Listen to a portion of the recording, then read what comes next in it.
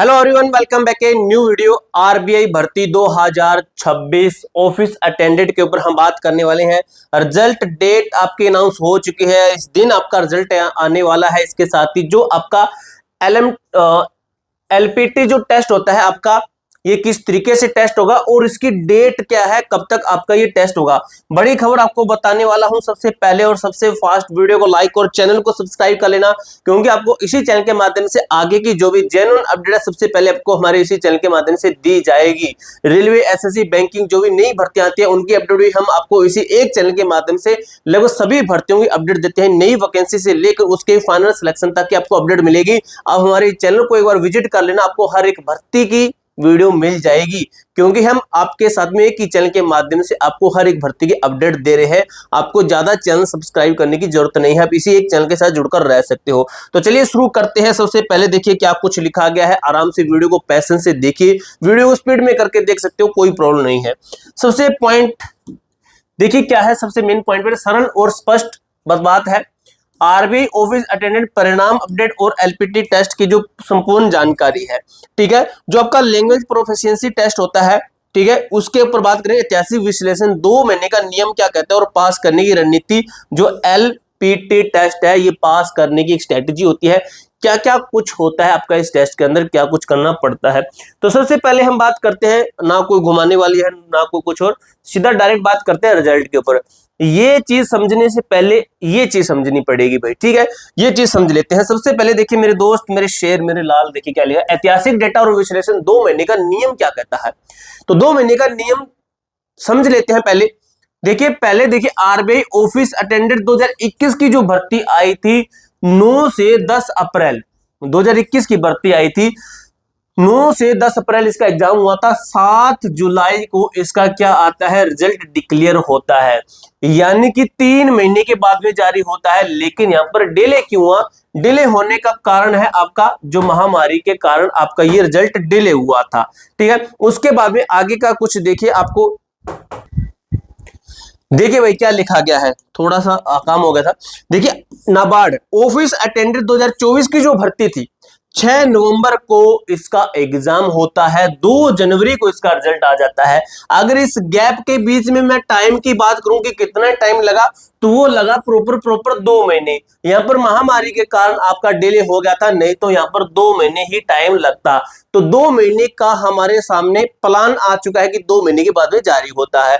अब यहाँ पर हमने समझ लिया कि 2 महीना है। अब आपका जो वर्तमान एग्जाम है, ये आपका मार्च के अंदर आपका एग्जाम संपन्न हो चुका है, खत्म हो चुका है। मार्च के बाद में अप्रैल और आपका आता है मई महीना, यानी कि मई, अब मार्च के कुछ दिन मार्च के हुए, फिर अप्रैल हुआ, यानी कि 2 महीने इसके स्टार्टिंग के अंदर खत्म होते हैं। तो 2 महीने पूरे होते हैं, सामान्य नियम ये कहता है। तो देखिए भाई, किसी भी सामान्य बैंकिंग परीक्षा का परिणाम आने में औसतन 2 महीने का समय लगता ही है।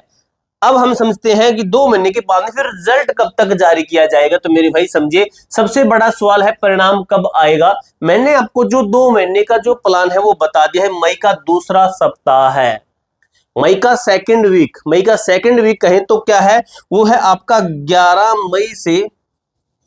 11 मई टू आपका क्या बनता है, आपका 16 मई। 11 मई से 16 मई के बीच में आपका रिजल्ट 100% डिक्लेयर है। इसके बीच में आपका रिजल्ट आ जाएगा। ज्यादातर चांसेस रहेंगे 12, 13, 14 मई के लगभग चांसेस रहेंगे, रिजल्ट डिक्लेयर हो जाएगा।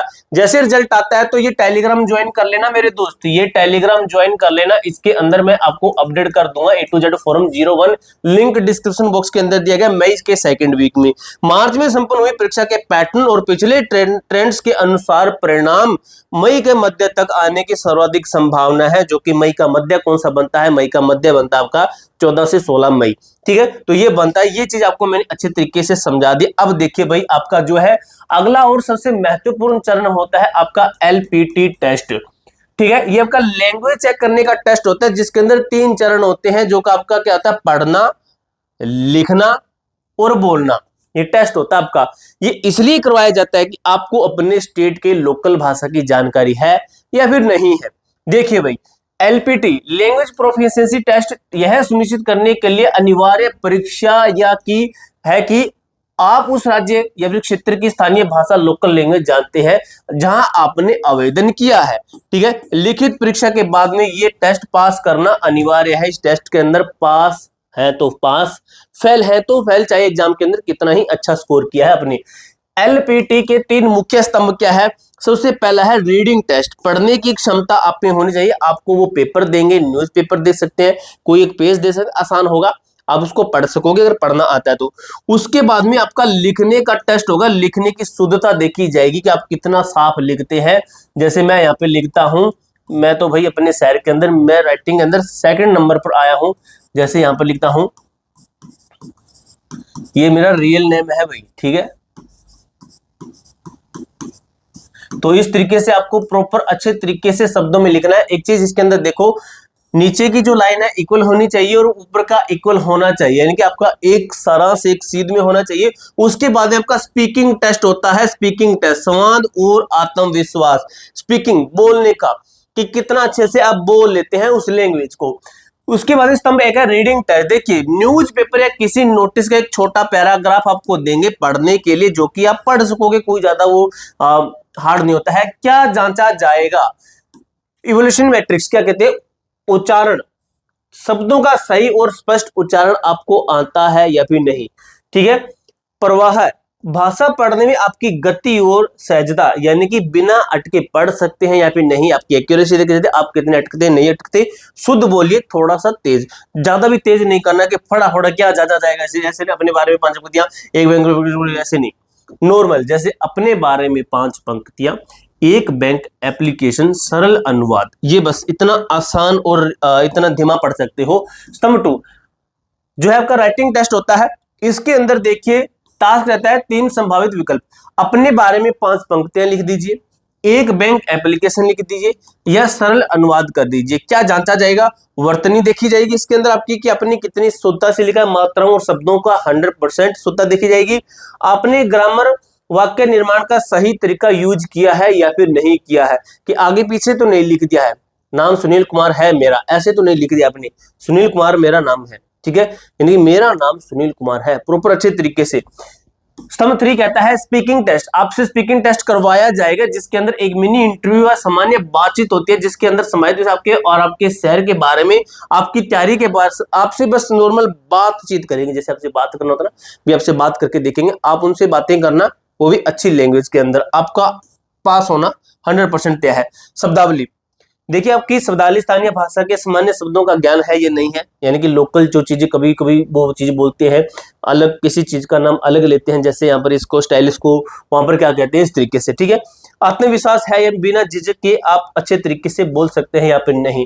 देखिए चेतावनी, एलपीटी एक क्वालिफाइंग परीक्षा है, एलपीटी में पास होना अनिवार्य है। अगर परीक्षा में पास है और एलपीटी में फेल है तो आपको अयोग्य माना जाएगा, आपको फेल किया जा सकता है। आगे का रास्ता, आज ही तैयारी शुरू कर दीजिए। स्टेप 2 कहता है कि 1 मार्च परीक्षा समाप्त हुई आपकी। स्टेप 3 करता है मई के अंदर परिणाम की घोषणा आपकी हो जाएगी। जैसे ही कोई अपडेट आती है मैं आपको बता दूंगा। परिणाम का इंतजार किए बिना स्थानीय भाषा पढ़ने, लिखने और बोलने का अभ्यास शुरू कर दीजिए, आपका सिलेक्शन तय है मेरे दोस्त। कोई डाउट, कोई क्वेरी हो कमेंट बॉक्स में पूछ सकते हो। मिलते हैं नेक्स्ट वीडियो के अंदर, तब तक के लिए जय हिंद, जय भारत।